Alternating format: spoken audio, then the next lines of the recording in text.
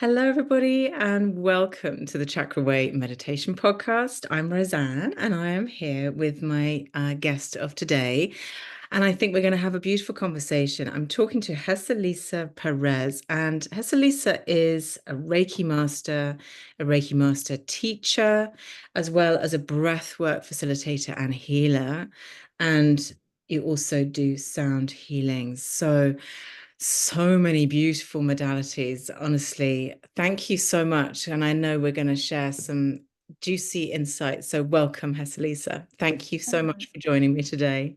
Thank you for having me, Roseanne. Yeah, you're I'm so excited welcome. to be here. It's fantastic to have you here.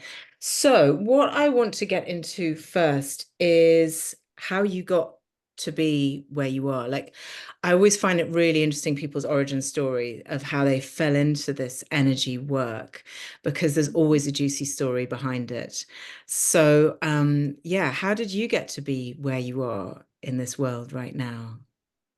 I'm kind of going back to background is before I got into this world, I was living in New York City, living my dream to work in fashion. I was working in fashion corporate in advertising, doing Wow. for those of you that remember Sex in the City, like that was like to live the Sex in the City life.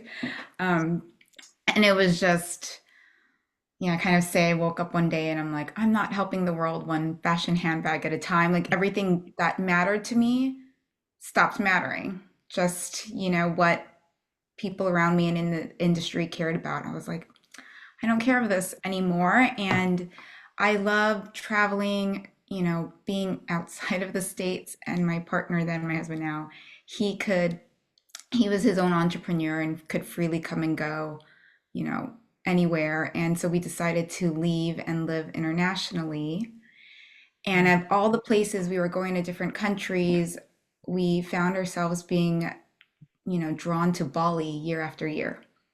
We just really felt like we just felt like the best versions of ourselves there. And like, not even in for him, a spiritual sense, but just the culture of like, stopping to work right at 5 and scootering down to the beach to chase the sunset, things like that. In New York, we'd be working till late, late in the night.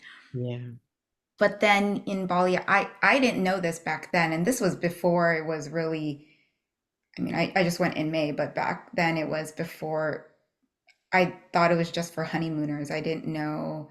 Back then there was still the big yoga culture there, spirituality, but it didn't hit the blow up on Instagram of all the influencers going there Mm, back then. So it was so nice. yeah. And I was exposed to so many, not just yoga, but healing modalities, workshops, just all these different things that I had never experienced. So I was just trying everything for myself just to experience it. So again, I like left New York. It's not like I hit burnout or I didn't hit like this sick thing. It was just Mm, changing priorities of what I yeah, I wanted out love of that. life. And I think that was back then. I didn't use these words and know, but the universe was just, and my highest self was just kind of like realigning with what, a path I was supposed to be on. Mm. And I actually, the first time I was exposed to breath work, it was a 3 hour long workshop. Not knowing what I was getting myself into, I was Wow. like, hey, you want to come? Let's go. It called to me.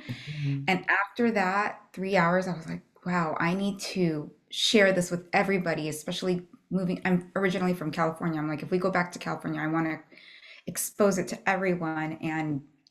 But at that time during that journey, I was shaking so much. And this happens to me, after sound baths and other things where we're just really raising the frequency and vibration of our body, of our cells. And this is again like 8 years ago. I didn't know any of this, but I was just like shaking, and a facilitator came and put their hands on me. And I'm like, what did you just do? My body, my nervous system instantly just calmed down. Everything just went like I felt so calm and grounded.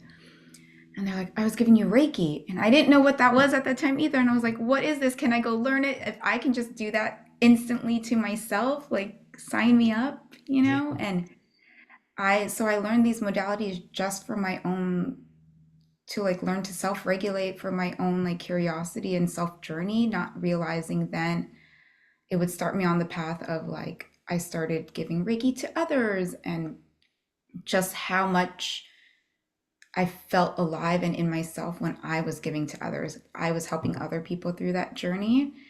And that just started this whole part of, yeah, me being in service to others. Yeah, I love that because, so often when I talk to people who are healers, you're right. There's some sort of trauma or burnout or, disastrous thing, a big trauma, capital T thing that happens that draws people towards it.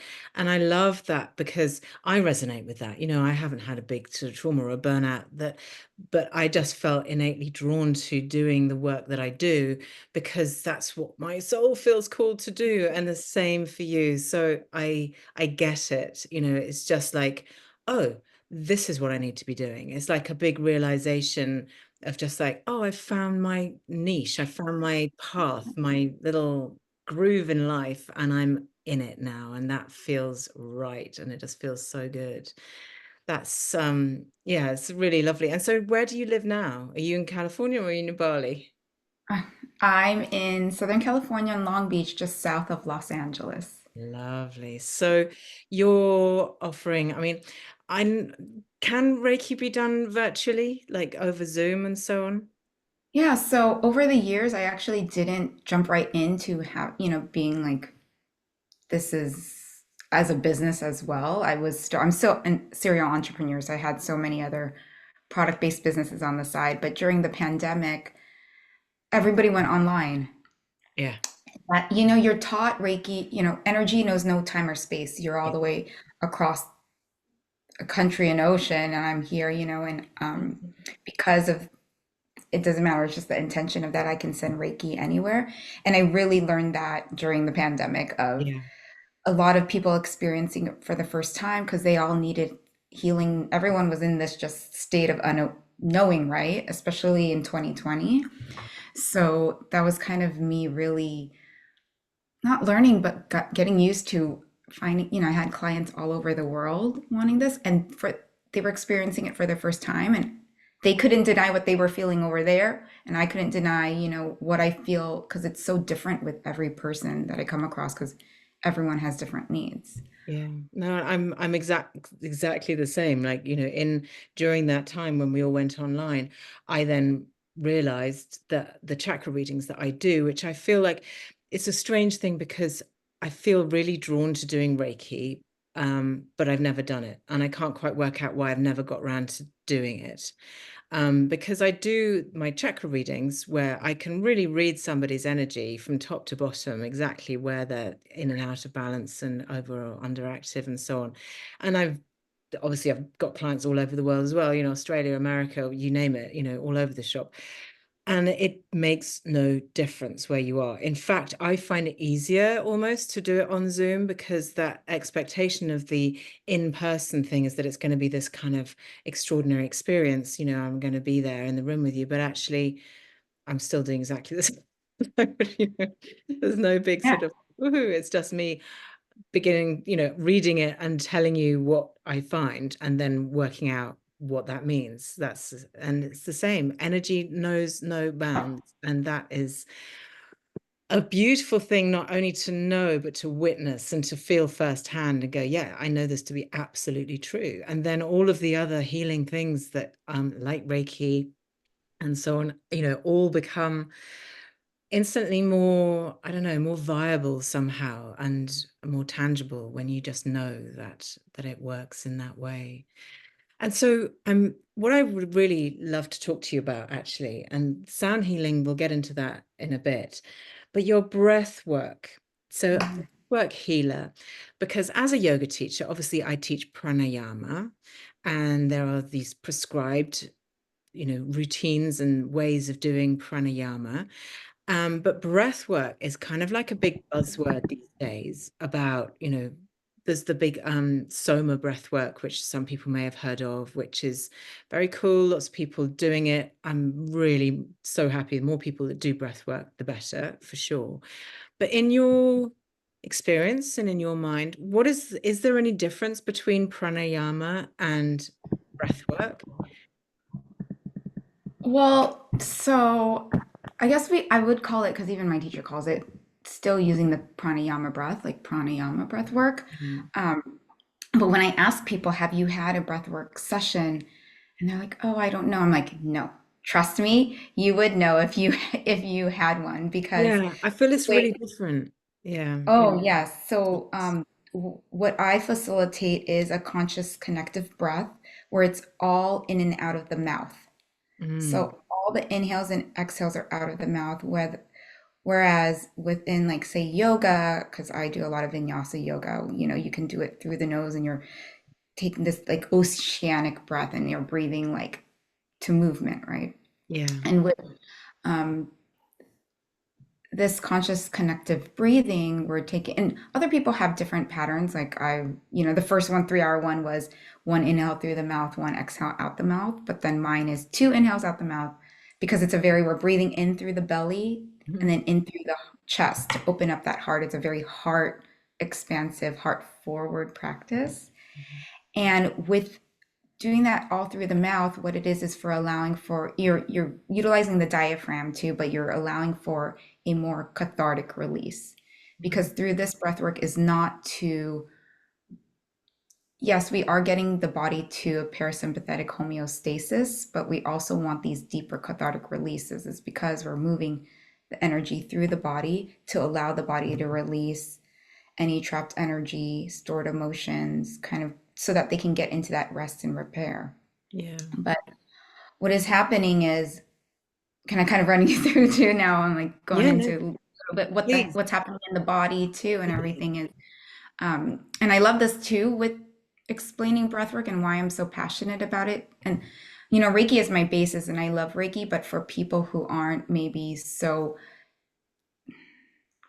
when I can explain breathwork and what is scientifically happening in the body, I can say that too with Reiki. But with breathwork, I feel like I can get more people on bound that aren't maybe in a Amazing. spiritually led practice, right? When we can explain things in a scientific, irrefutable way, then we're more likely to get more people on board that rather Yeah, than and saying, oh, that's what you you want. must feel really good, and just like it being some sort of theoretical woo-woo thing. No, this is really real and this is what's Yeah. going on. So go for it, as Cecily Which say. all other, chakra alignment and energy impacts is Yeah. very are, and we can go into the science of that. But yeah, so with breath work, what we're doing is we're over oxygenating the body. We're just taking in a lot of in oxygen, and what is happening too is that the there's an area in your excuse me, in your brain that is signaling now to release all these happy hormones. So oxytocin, endorphins,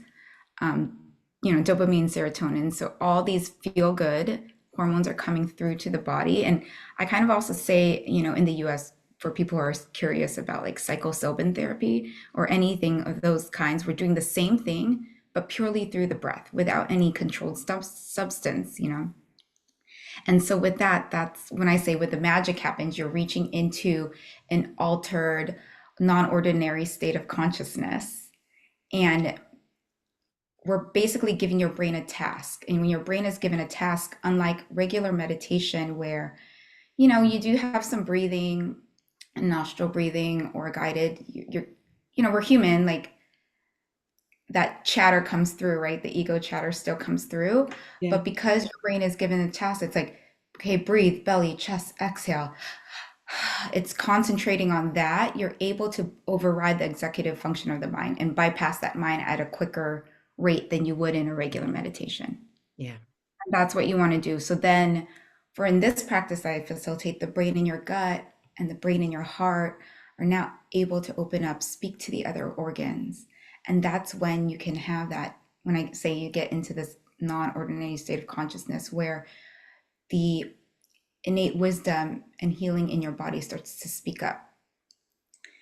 And for other people, I just say, you might have a conversation with your subconscious. So, like, for other people, like just things might arise, thoughts about something in childhood, something that happened last week, right? Not what am I doing after this? What am I eating? But just all these things. And then the energy that is stored within your body surrounding maybe any of that, especially that, or the emotions just start to come up. And your body is now in this surrendered state and you're in this homeostasis where you're kind of in this restful state where you're able to just let the body speak. And when you can do that and let the emotions speak as well, that's when just a lot of healing can come through. And maybe you're not even addressing anything or you're speaking to yourself, but say tears will be running down people's face. And I just say, it doesn't mean like, oh, you're a crybaby or, you're anything, right? But that is just the way your body is releasing. Yeah. Sometimes we hold back, especially a lot of us non-emotional people who are either whether one taught not to be emotional or two just don't have that time or safe space to be. Yeah. Our body just needs to release in tears. We Yeah. might not even know what we're like sad about, right? But it's just another way of a healthy way of release.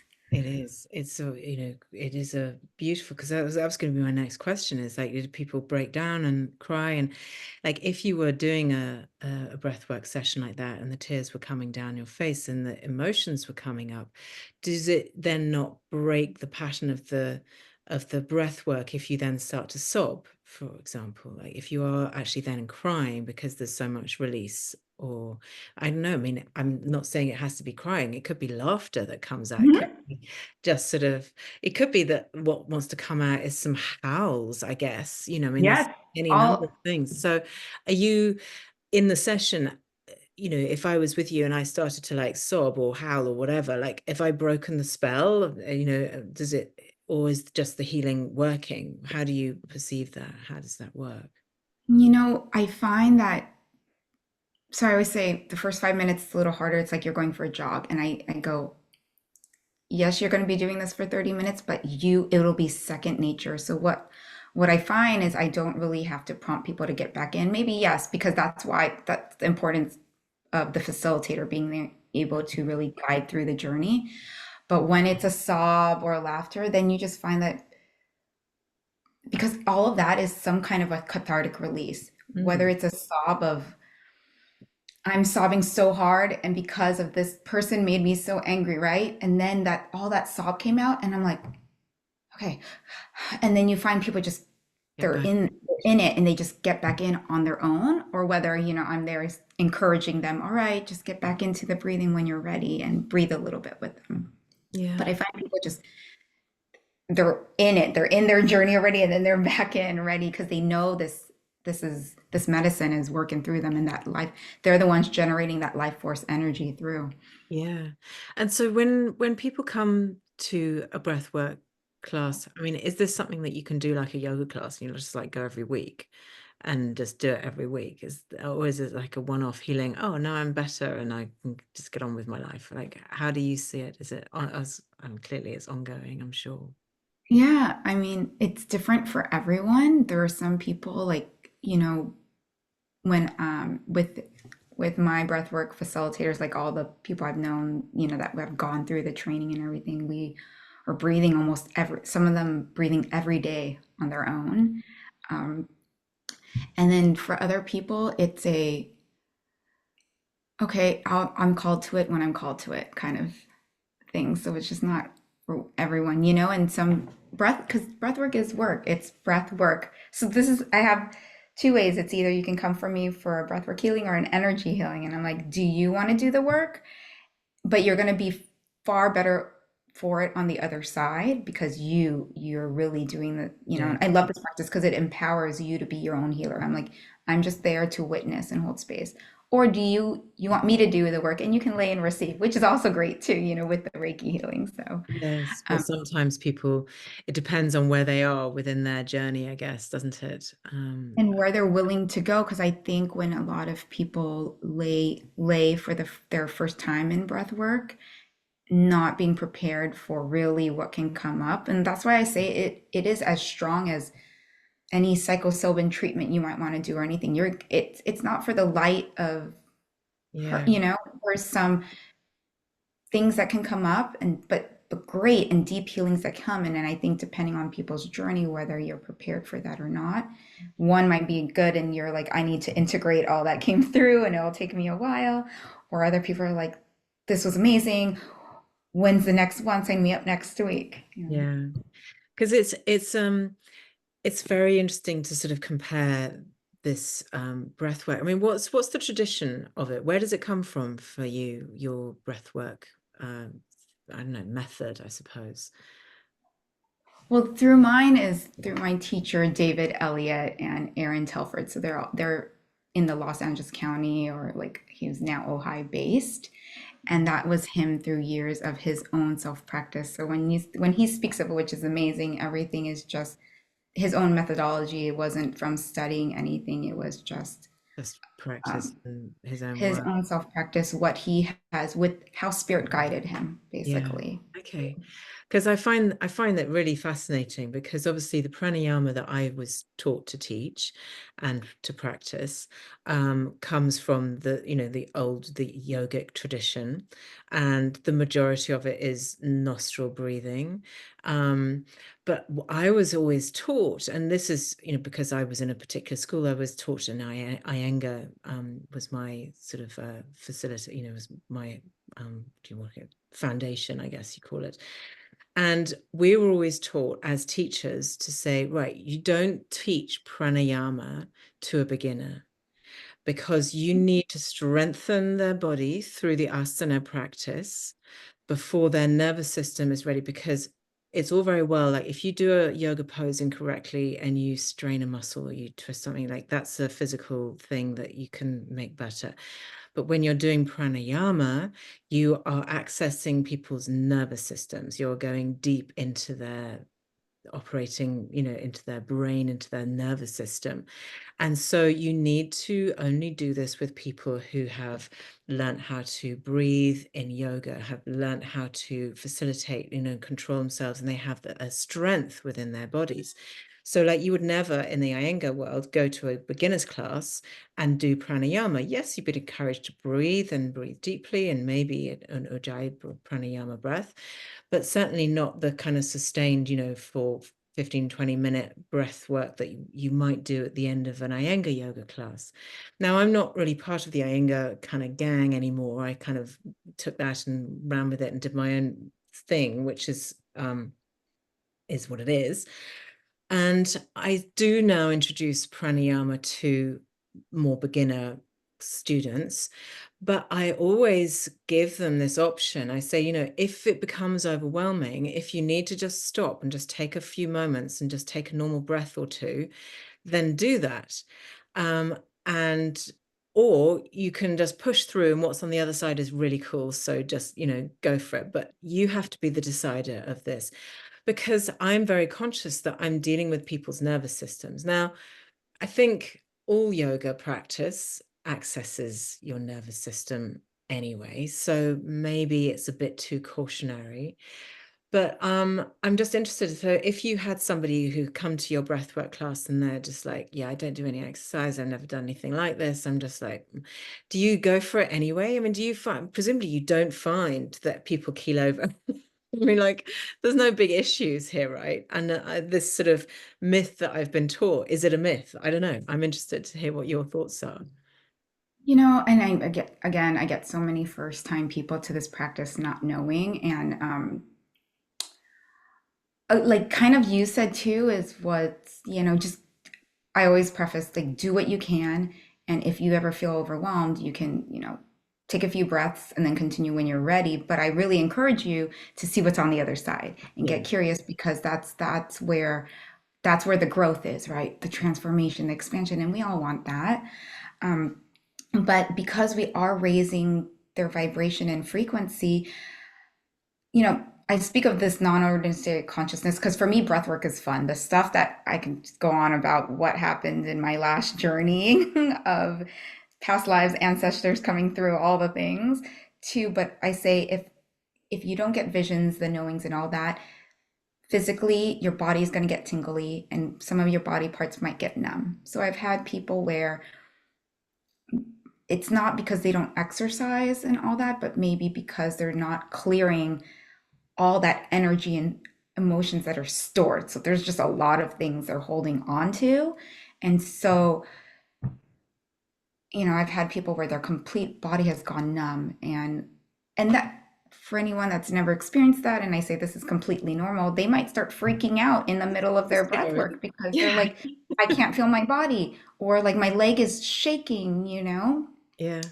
So that's just, it's making sure to create, as the facilitator, right, that safe space and guiding them out of it and making sure that they feel safe. But it's all like, this is still, even though breath work and you've seen the way I facilitate, it's very gentle.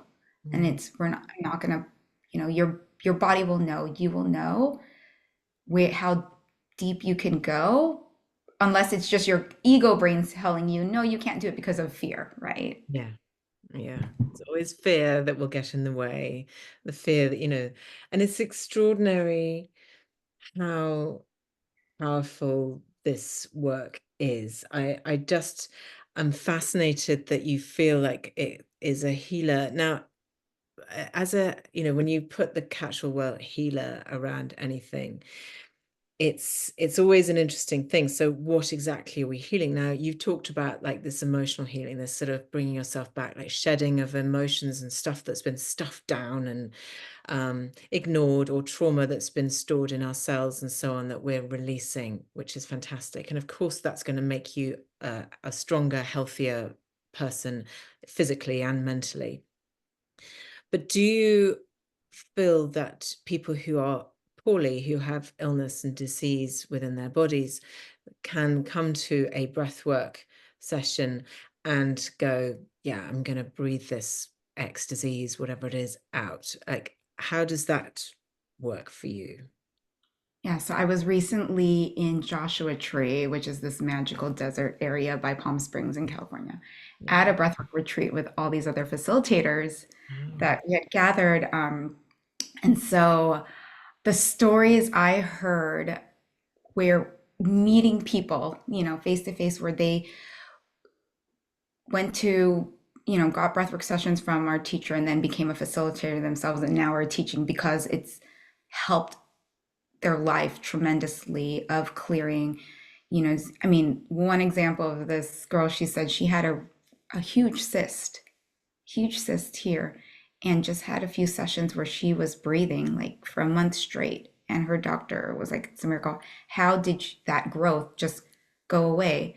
But because I say again, when we don't address things that maybe happened before, right, energetically, they get stored in our body, but then they can also manifest into physical ailments. So there's disease, sicknesses, things like that.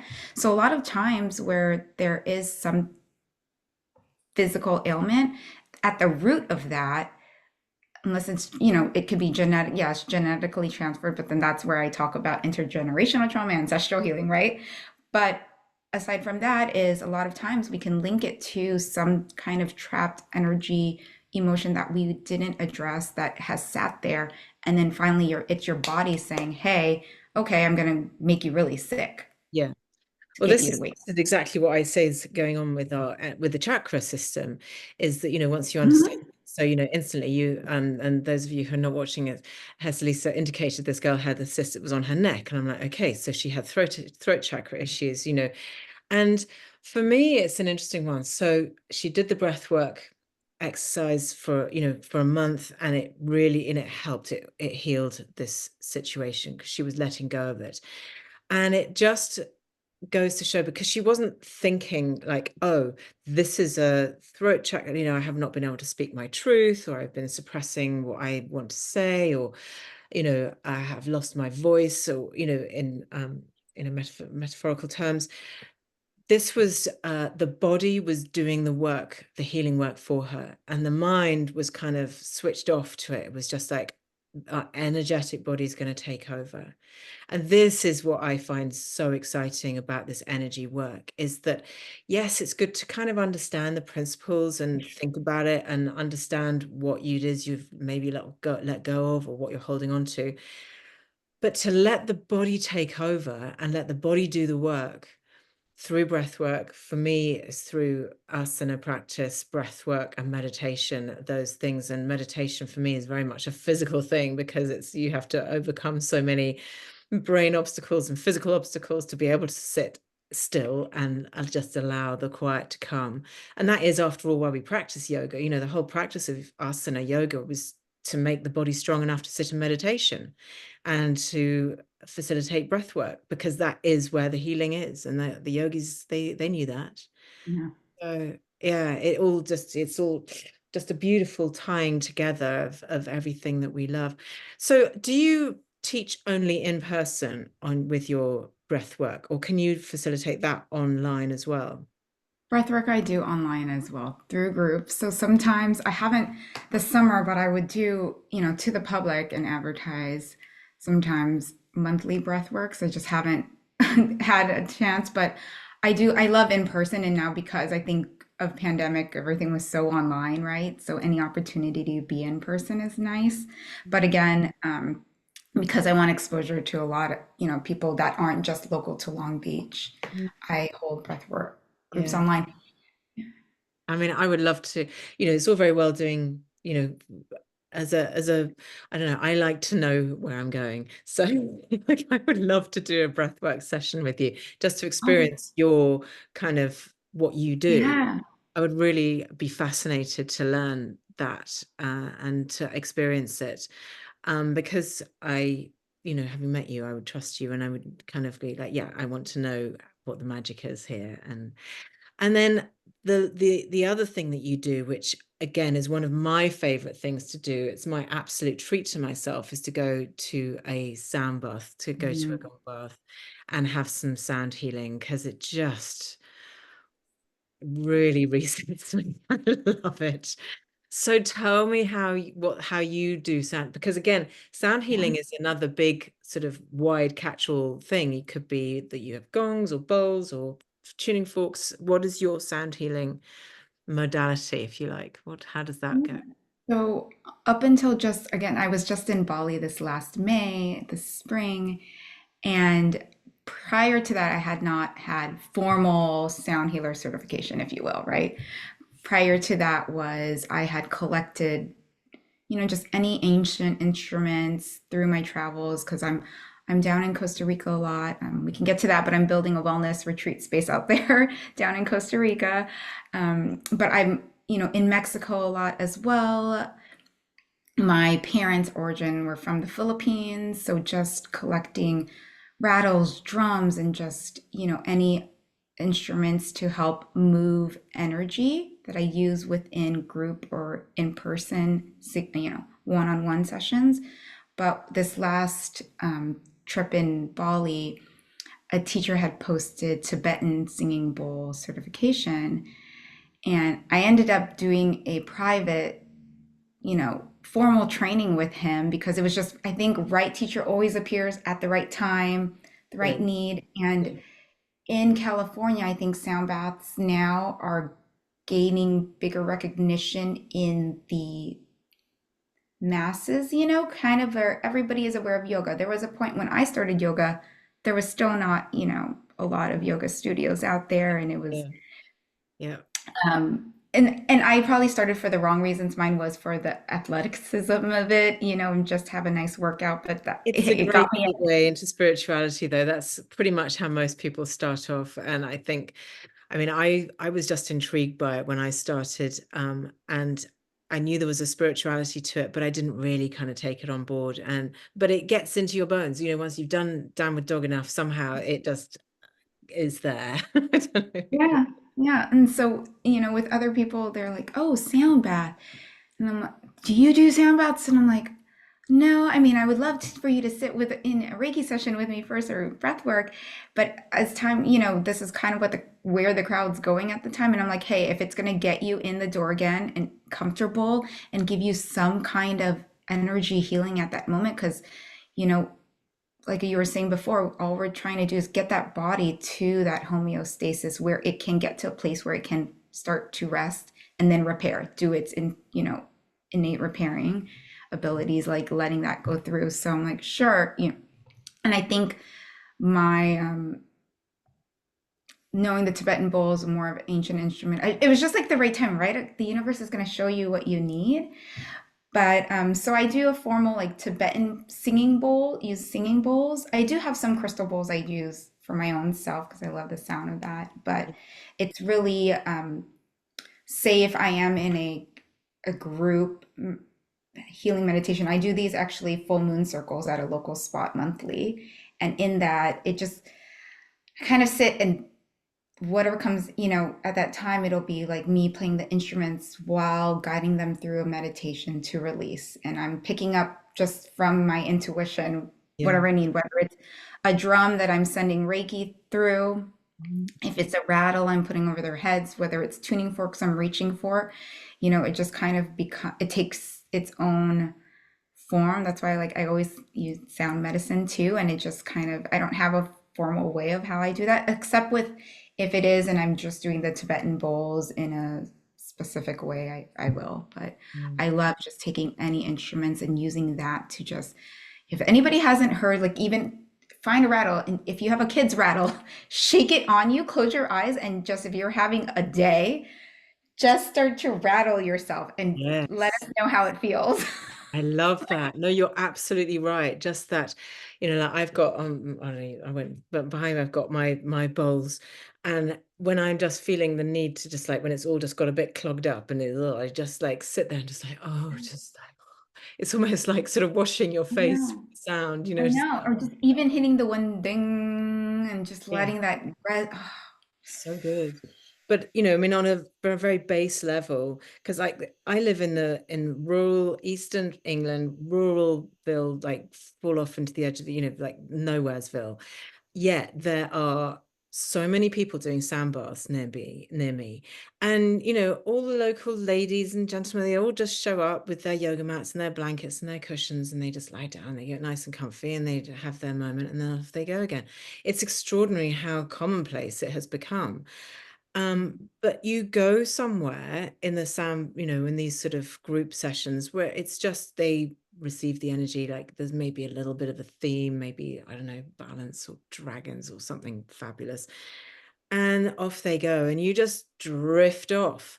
But the brain fights. The brain will have an absolute battle with that noise to begin with and resist it. And but then once you manage to let go, it is a glorious release, and it is, becomes very meditative. It becomes like a big old beautiful release. And yeah, I love what you're saying. And it's interesting because I'm doing a yoga retreat in November in Morocco, and Oh, I'm really keen to, I know where we're going to be, and I know that there's like a fire pit outside, and I know that I want to take everybody out there first and last nights and have a kind of ceremony. And I feel like I really need sound things. I need a rain stick or a drum or something. It's just a requirement to bring everybody into the frequency that I want them to be in for the retreat.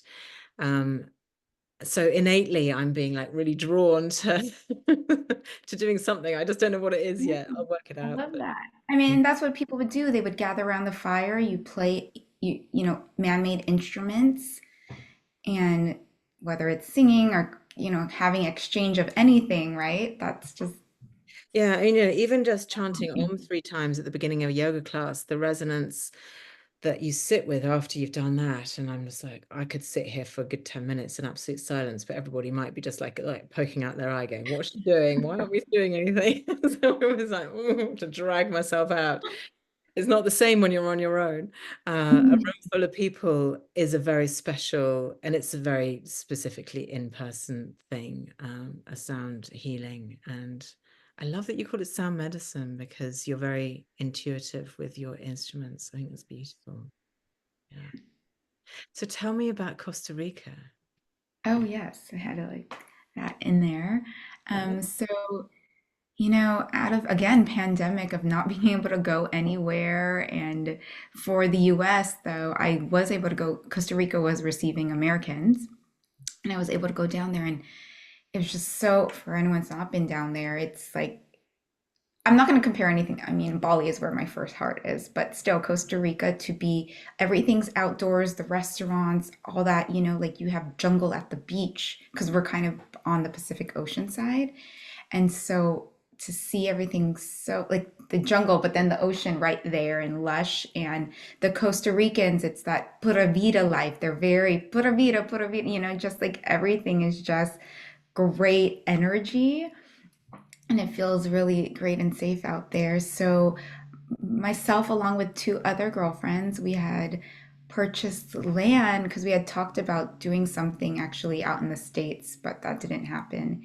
And the opportunity came, and our goal right now, we're in phases, but it would be as if for you who likes to lead retreats, the vision is to have about 10 individual cabanas, a yoga shala, a pool, so that people who want to lead retreats can come and do the full buyout. And then everyone, it's not like staying in a big Airbnb and home. They'll have their own single little cabanas too. Um, It's nice. and it's just been so special. I've been going down there a bunch of times, and the whether it was our intentions too or just that land as well, like everybody that stepped onto that land has just felt, our intention was to come come back home to yourself, find that connection to yourself, to the land, to the nature, and down to even the guys working on our project have, because I went down there and we did it was a new moon, so we're like, hey, let's just do a little ceremony on the land. And we asked the muchachos, those guys, I'm like, do you want to participate?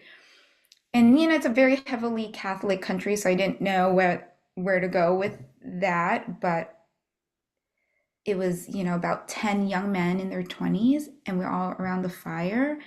And I'm like, well, I want to bury these crystals. I did a crystal grid around the property, and like, can you help us dig the holes and bury it? But we're going to say some things too. And one of my other partners speaks better Spanish, so she was saying it. But I'm like, everyone can hold the crystal, put their intentions in, and then we're going to put it in the land.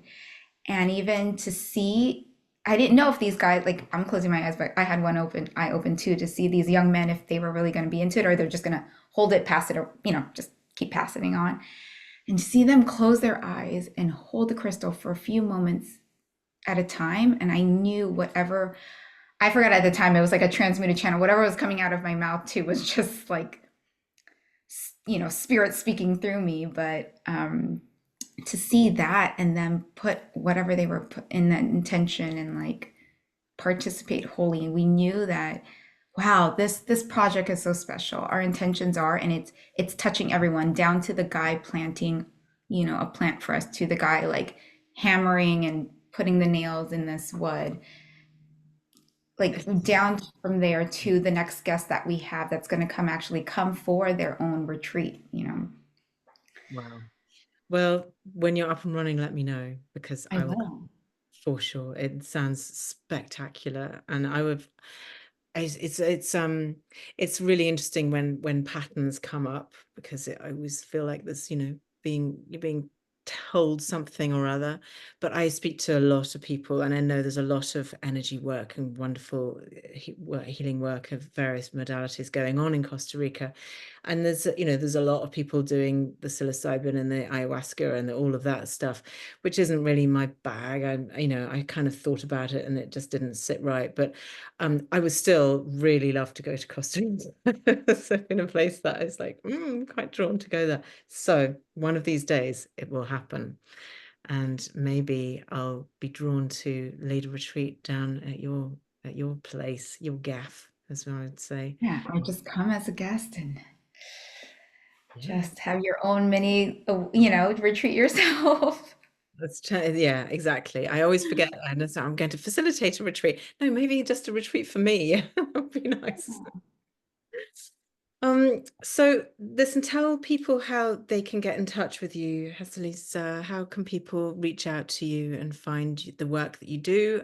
How can I log on to your next breath work online? Tell me how we can all do that. Yeah, I'm most active on social media through Instagram. So my Instagram is Hesaliza, so my first name underscore energy healing. And then my website is just hesaliza.com. Perfect. It's such a beautiful name that it's just very, Yeah. it's pretty unique. People can sign up there. I have a free guided activation meditation to connect you to your energy and intuition. and then a quick breathwork guided to boost your productivity and energy when you need a little Oh, quick pick me up during the day. yeah, we'll all need a bit of that sometimes, that's for sure. That's so wonderful. Thank you so much for today. It's been a real joy meeting you. I feel like, we could talk about all of this stuff I know forever. we can talk forever, right? There's so many other avenues we could have gone into. No, but I feel like we've scratched the surface. Maybe there's a part two come up. We'll talk about it off air, but thank you for now. Thank you so much. Thank you. Thank you so much. Thank you to everyone.